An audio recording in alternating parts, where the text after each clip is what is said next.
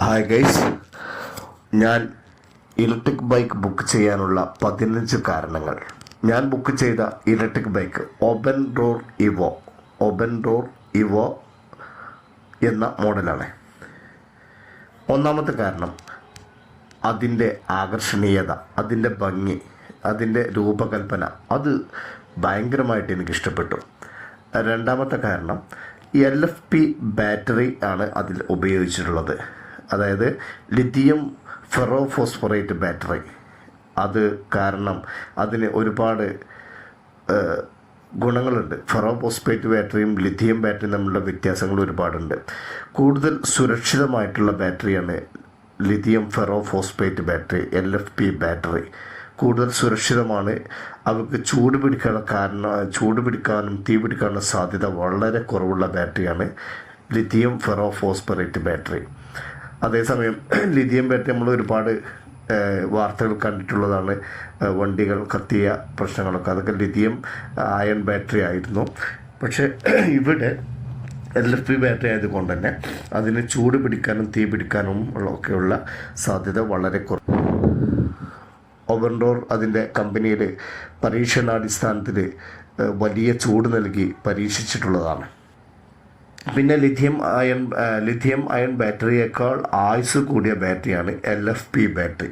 അപ്പോൾ അതുകൊണ്ട് തന്നെ ഈ ബാറ്ററിയുള്ള ഈ ടെസ്ലയുടെ കാറുകളിലൊക്കെ ഉപയോഗിച്ചിട്ടുള്ള ബാറ്ററിയാണ് LFP ബാറ്ററി. ആ ബാറ്ററി ആയതുകൊണ്ട് തന്നെ എനിക്കൊന്നുകൂടെ എടുക്കാനുള്ള ധൈര്യം വന്നു. ഇനി മറ്റൊരു കാരണമാണ്, മൂന്നാമത്തെ കാരണമായിട്ട് ചെയിൻ ഡ്രൈവാണ് എന്നുള്ളതാണ്. ചെയിൻ ഡ്രൈവ് ആയതുകൊണ്ട് തന്നെ ചെയിൻ ആയതുകൊണ്ട് അതിന് ഒരുപാട് ഗുണങ്ങളുണ്ട്.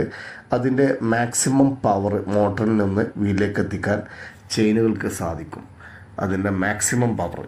പിന്നെ മറ്റൊന്ന്, നമുക്ക് അത്ര ശ്രദ്ധിച്ചിട്ടില്ലെങ്കിലും അത്ര പരിപാലിച്ചിട്ടില്ലെങ്കിലും ചെയിനുകൾക്ക് യാതൊരു പ്രശ്നവും ഉണ്ടാവില്ല. അതേസമയം ബെൽറ്റാണെങ്കിൽ അതിലെ പൊടി, ചളി, ചെറിയ കല്ലിൻ്റെ കഷ്ണങ്ങൾ എല്ലാം അതിനെ ബാധിച്ചേക്കാം. അതിന് ഗ്രിപ്പ് കാര്യങ്ങൾ, ചെയിനിൻ്റെ ആയുസ് കുറയാനൊക്കെ വളരെ സാധ്യത. അതുകൊണ്ടാണ്. ഇനി നാലാമത്തെ കാരണമായിട്ട് ഞാൻ കണ്ടത് വലിയ ടയറുകൾ.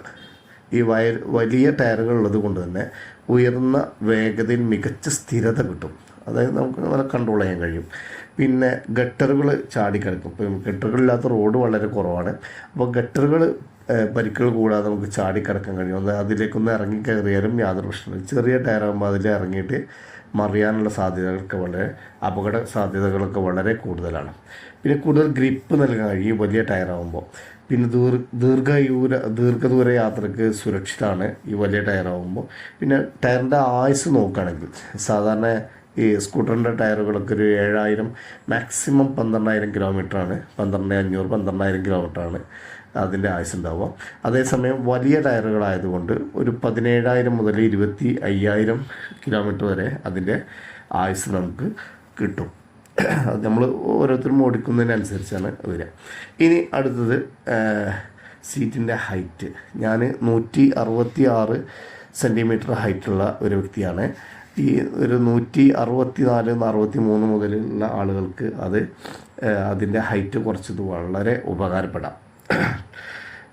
അതിൻ്റെ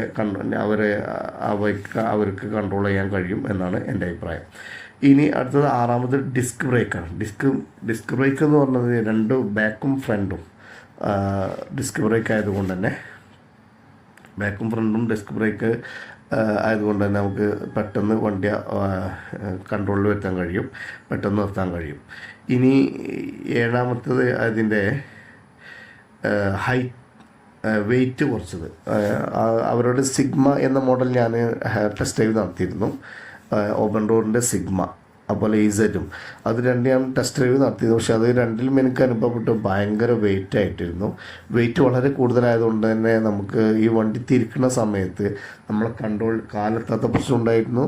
തിരിക്കുന്ന സമയത്ത് നമ്മൾ കൺട്രോളിൽ നിന്ന് അറിയാൻ പോകുന്ന പ്രശ്നങ്ങളൊക്കെ ഉണ്ടായിരുന്നു. അപ്പോൾ 8 കിലോ വെയിറ്റ് കുറച്ചത് കൊണ്ട് തന്നെ അത് ഏകദേശം നമുക്ക് നല്ലതായിട്ട് തോന്നുന്നുണ്ട്.